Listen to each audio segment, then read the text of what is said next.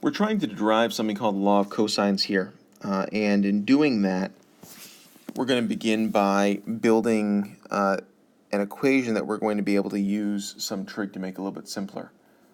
The first step of this is to try to use the Pythagorean theorem here. So I'm going to use the Pythagorean theorem on both sides here. And on the left side, that's going to give us the quantity b minus x squared plus y squared is equal to c squared.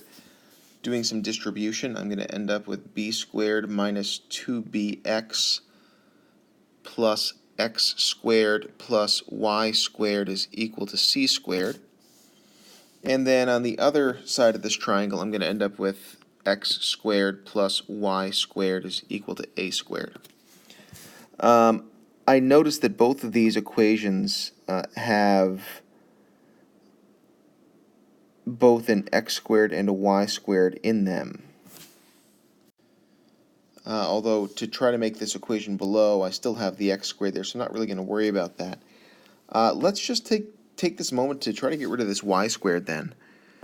If we've got a y squared in both equations, if I set these two things equal to y squared, then I can kind of work with that.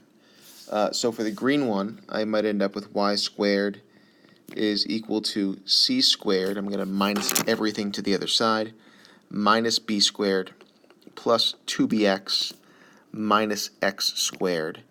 And for the red equation, I might end up with a much simpler y squared is equal to a squared minus x squared.